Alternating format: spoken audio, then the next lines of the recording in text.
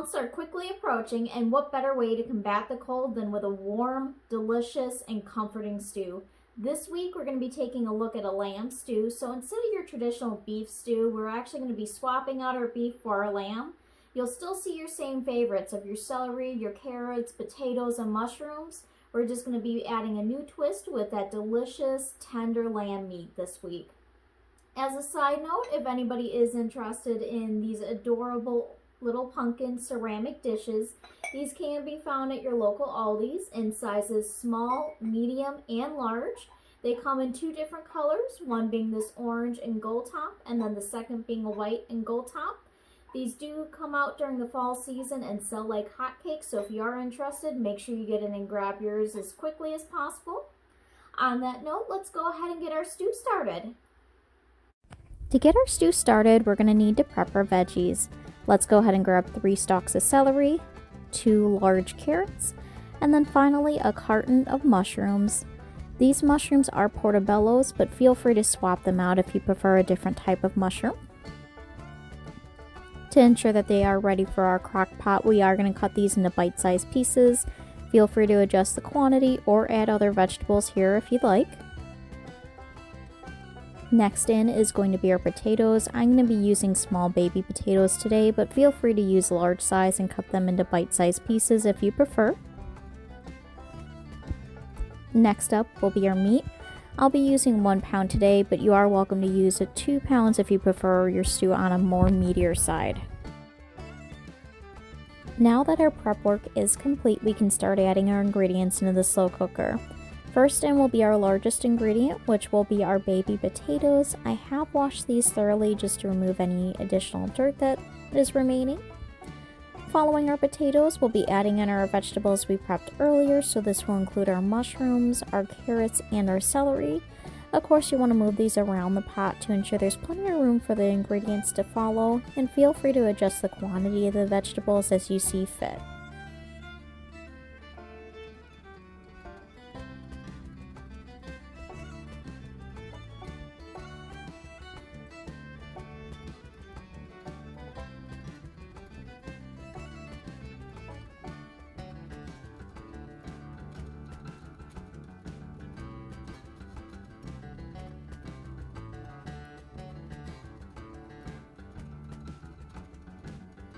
Following our vegetables, we'll be adding in our lamb stew meat. Go ahead and add that right on top.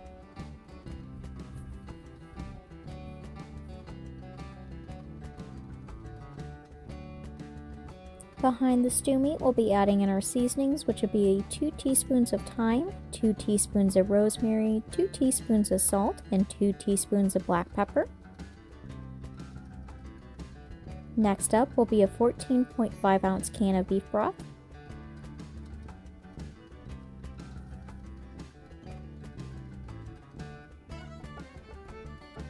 Next into the pot will be 1 cup of beer. To make this an Irish stew, go ahead and use a Guinness, but I am using a lager today.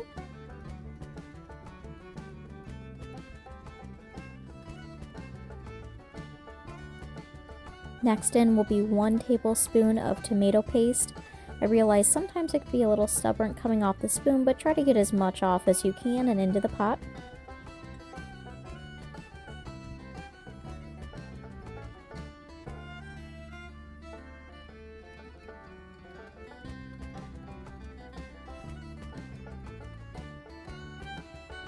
And finally add in 1 tablespoon of Worcestershire sauce.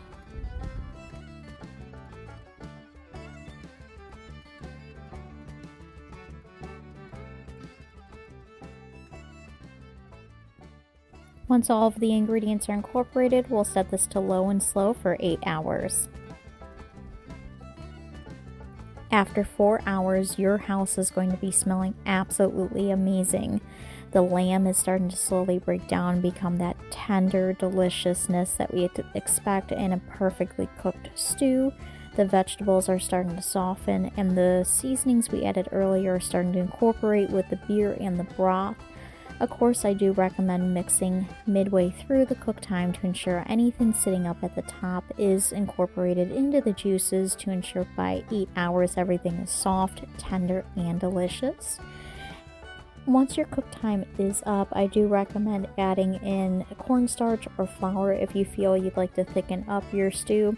At this point it is a little bit more on the watery side, and I personally added in some just to again get that rich stew flavor, but that is all up to you for personal preferences.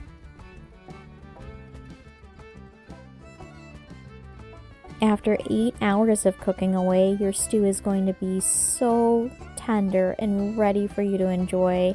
Your vegetables will be soft and falling apart. Your meat will be melting in your mouth like butter. It's the absolute comfort food. Go ahead and add in a little bit of parsley flakes, and of course serve with a crusty piece of bread to soak in all those delicious broth flavors. I hope you enjoy and happy eating!